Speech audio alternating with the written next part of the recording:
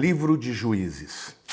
O título que eu estou dando para o livro de Juízes é Os 12 Juízes de Israel. E o versículo-chave está lá em Juízes capítulo 21, versículo 25, que diz assim: Naqueles dias não havia rei em Israel. Cada um fazia o que achava mais reto. Então vamos lá? Bom, em primeiro lugar eu quero trazer para vocês o tema principal do livro. O livro de Juízes, gente, é um link entre Josué e o período dos reis, que é composto ali por Saul, Davi e os outros reis de Israel.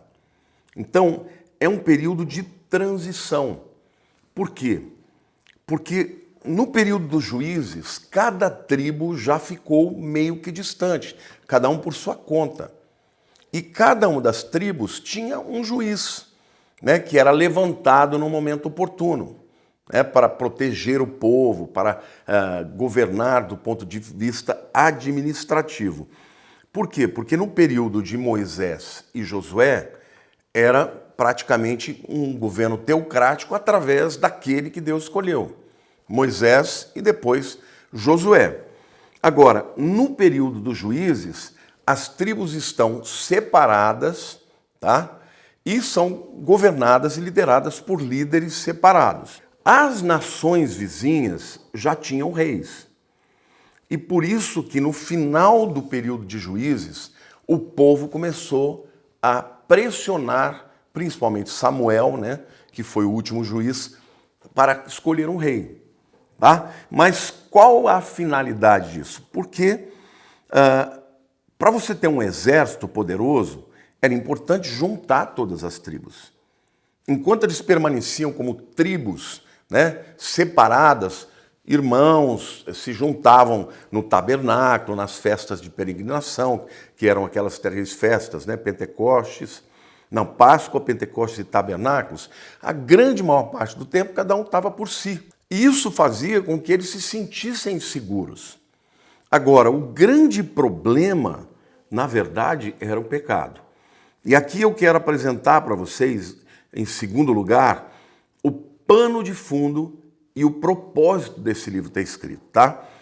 Os 12 líderes, os 12 juízes desse livro, não eram somente líderes carismáticos, né, incumbidos de questões legais e práticas do povo. Eles eram, na verdade, líderes espirituais que Deus levantava em momentos de opressão. Daqui a pouco eu vou falar para vocês sobre um ciclo vicioso que aconteceu em todo o livro. Depois que eu apresentar isso para vocês, eu quero que você confira, porque ele é perfeito.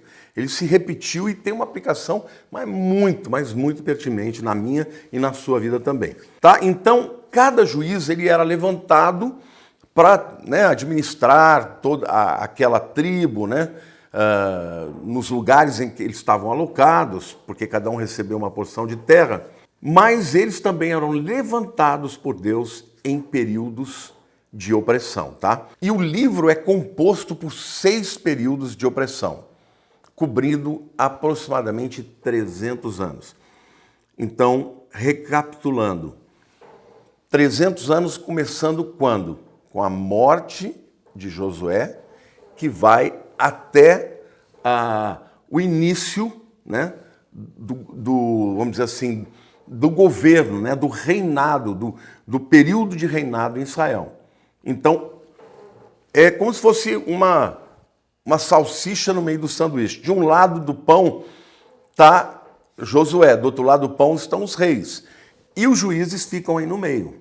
É a salsicha que está no meio. E eles sempre eram levantados em períodos de opressão e durou aproximadamente esse período dos juízes 300 anos, tá? Esse ciclo, ele sempre começava com pecado e é repetido em todo o livro. Eu vou apresentar para vocês aqui agora o ciclo. Em primeiro lugar, o povo estava em paz. Então nós temos um tempo de paz e o povo começava a ignorar Deus. Começava a esfriar, estava tudo bem, eles plantavam, colhiam, né? Eram influenciados por deuses pagãos dos vizinhos, que tomavam o lugar de Deus, e em seguida Deus se ofendia e permitia que os inimigos, os vizinhos, né, viessem para oprimir o povo. E aí Israel era atacado, e quando eram atacados, as mulheres eram violadas, as colheitas eram roubadas, pessoas eram levadas escravizadas, e aí o povo começava a clamar. Então vinha em terceiro lugar um tempo de arrependimento de Israel. E aí Israel se voltava para Deus. Em quarto lugar, Deus levantava o libertador. E era um tempo de libertação, ele vinha, Deus enviava o juiz, e esse juiz libertava o povo. Em seguida, em quinto lugar, vinha um tempo de paz. Terminava o ciclo, mas o tempo de paz também é o início do novo ciclo. Primeiro um tempo de paz, depois um tempo o povo se afasta, depois um tempo de opressão, aí o povo clama e se arrepende, então tempo de arrependimento e o povo se volta para Deus. Em quarto lugar, Deus levanta o juízo, um tempo de libertação. E por último, em quinto lugar, um tempo de paz. Gente, faça isso. Leia o livro numa sentada e bote os números. Te dou essa dica. Está tudo em paz, depois o povo começa a se afastar, né? Vem a opressão. Coloque os números que você vai ficar impressionado que isso aconteceu muitas e muitas vezes. Durante 300 anos, gente. Agora, a apostasia, e esta palavra apostasia significa abandono, né? Afastamento, ilustrada no livro de Josué, de Juízes, nos mostra o porquê do povo sentir a necessidade de ter um rei. Ou seja, eles, por mais que eles se arrependessem e clamassem a Deus, parece que o pecado embota a mente das pessoas. Eles começaram a acreditar no final do período desses 300 anos que eles eram fragilizados não porque estavam pecando, mas eram fragilizados porque não tinham um rei. E a gente sabe pela história que quando eles exigem o rei, Samuel fica muito triste, porque Samuel é o último juiz, né? E aí ele fica muito triste e Deus fala: Samuel, não fica triste, eles não estão rejeitando a você, eles estão rejeitando a mim. E Samuel deixa claro, e aí Deus indica para que ele unja Saul, a gente vai falar sobre isso mais para frente, mas fica claro que Deus queria ser aquele que governava o povo, e o povo esperou que fosse um juiz, não um juiz, mas um rei, igual a todos os outros povos vizinhos. E por conta disso o povo sofreu muito, né? Porque os reis começam a oprimir, começam a tirar a terra para si, ou seja, a história de Israel é marcada por influência das nações vizinhas, mas o amor de Deus sempre esteve com Israel. Deus nunca desistiu de o seu povo ser tratado, né, muitas vezes disciplinado para voltar-se para ele. A Bíblia diz que Deus ama e disciplina ao seu povo como um pai que ama o seu filho, disciplina também. Em terceiro lugar, gente, nós temos aqui a autoria do livro de Juízes. O nome do autor não é mencionado, tá? Provavelmente o livro foi escrito, eu estou dizendo provavelmente porque há divergências, tá, nas opiniões. Muito provavelmente o livro foi escrito por Samuel, o último dos juízes, ou por um dos seus alunos, tá bom? Outras sugestões também colocam, por exemplo, o livro um pouco mais para frente, através de um dos dois profetas, Natã ou Gade, tá? Que fizeram parte da corte de Davi e poderiam ter escrito. E, portanto, eles já não estavam mais no período dos juízes, mas já estavam no período do rei Davi, né? Já tinha passado Saul, e eles teriam escrito a partir dos relatos daqueles que viveram, né? E, obviamente, a tradição oral era algo muito comum entre os judeus. Toda tradição que os judeus têm até hoje foi transmitida, muito disso, através da tradição oral. Bom, portanto, em quarto lugar, nós temos a data. Várias datas têm sido sugeridas, mas que todas elas colocam o livro entre os séculos 11 a.C. e 10 a.C., tá? Isso significa o quê?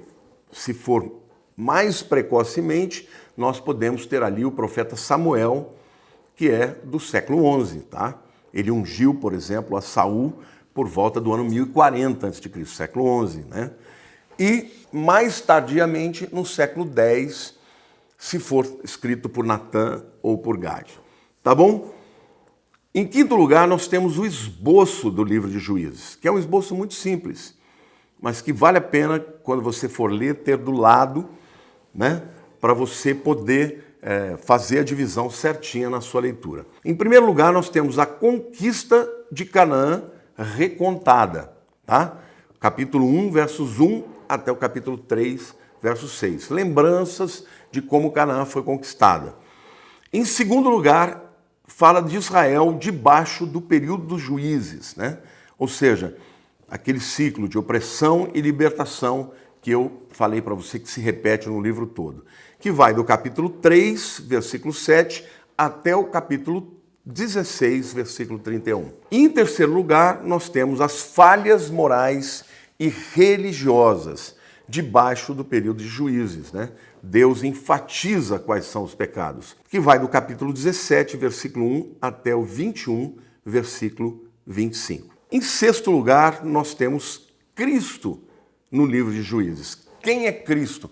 Como ele é prefigurado no livro de Juízes? Através dos libertadores que Deus levantou. Por quê? Porque Cristo é o nosso libertador. Conhecereis a verdade e a verdade vos libertará. Se, pois, o Filho vos libertar, verdadeiramente sereis livres. Então é isso, gente. O livro de Juízes é um livro histórico, mas ele tem muitas aplicações para a nossa vida. Eu quero dizer uma coisa para você. Eu sou pastor há fui ungido em 1987, 35 anos. Minha vida inteira eu vi crentes que prosperam muito começar a se sentir autossuficientes, começar a ser influenciados pelas coisas do mundo, começar a se afastar de Deus, começar a agir de maneira arrogante, achando que não precisa de Deus. E aí o que acontece? Deus permite que se levante o inimigo, que vem para roubar, para solapar, para mexer na sua família, para mexer no seu negócio.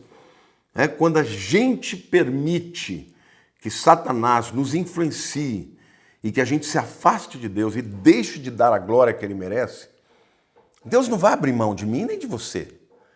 Mas o que ele faz? Ele permite. Você está achando que você pode tudo? Você é o cara? Você dá conta sozinho, não precisa de mim? Pastor, mas eu jamais vou falar isso para Deus. Você pode não falar, mas a gente às vezes age. Não ora, não lê a Bíblia, não dá glória para Deus. Às vezes quando você está diante de um momento em que você precisa reconhecer que tudo vem de Deus, você retém o dízimo, as ofertas, tem medo de dar, sabe essa coisa? E começa a achar que você é o cara. Não, fui eu que ganhei, isso aqui é meu. E não reconhece que tudo vem de Deus e que tudo é de Deus. Aí Deus fala, então tá bom. Se você é tão fera, eu vou deixar o inimigo vir e você vai lutar com ele sem mim. Quando a gente começa a clamar, quando a gente se arrepende e pede por misericórdia, clama a Deus verdadeiramente, Deus nos liberta. Então, gente, isto é parte da natureza humana, mas não tem que ser assim. Você não precisa ser assim. Por quê? Porque eu sempre digo que há duas maneiras de aprender. Ou pelo sofrimento, ou pela mentoria. O mentor, ele te ensina sem que você tenha que experimentar o açoite, o juízo, a provação. Aquele filho que é obediente, ele não precisa aprender com a vida. Aquele filho que bate a cabeça, é rebelde, ele pode aprender, mas do jeito mais difícil. Como é que você quer aprender? Do jeito mais fácil ou do jeito mais difícil? Quando você permanece humilde, clamando a Deus, Senhor, se eu me desviar, tem misericórdia de mim. O Espírito Santo fala comigo, eu não quero ter que passar por uma disciplina assim. Eu quero que o Senhor fale comigo, sussurre ao meu espírito, e eu estou disposto a ouvir. Continue a dar glória para Deus, meu querido, minha querida. Porque a Bíblia diz que Deus resiste ao soberbo, mas dá graça ao humilde. Então, para que nós não tenhamos que passar por esse ciclo maldito, vicioso, vivamos uma vida de arrependimento.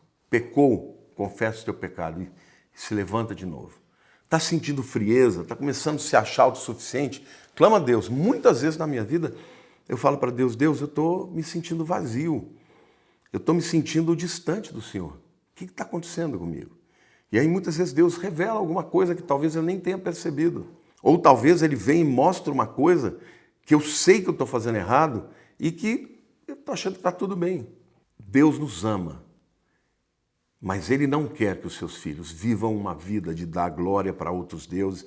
Ah, pastor, mas eu não sou idólatra, eu não adoro outros deuses. Quando você coloca qualquer outro objeto no lugar de Deus, você está adorando outra coisa. Onde está a tua segurança? Está no teu dinheiro? Está numa pessoa, no marido, na mulher? Em quem quer que seja? A tua segurança tem que estar em Deus. É Ele quem cuida de nós. Ele cuidou quando o povo estava no deserto, mandando maná.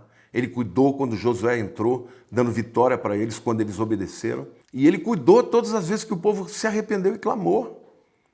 Agora, este ciclo não precisa acontecer na nossa vida. Mas se nós não tomarmos cuidado, ele acontecerá. Então, leia o livro de Juízes, assistindo essa aula e sob essa perspectiva. Você vai ver que Deus vai falar muito com você. Tá bom? Um beijo no teu coração. Espero que esse livro possa impactar a sua vida, como impacta a minha todas as vezes que eu leio. Deus te abençoe.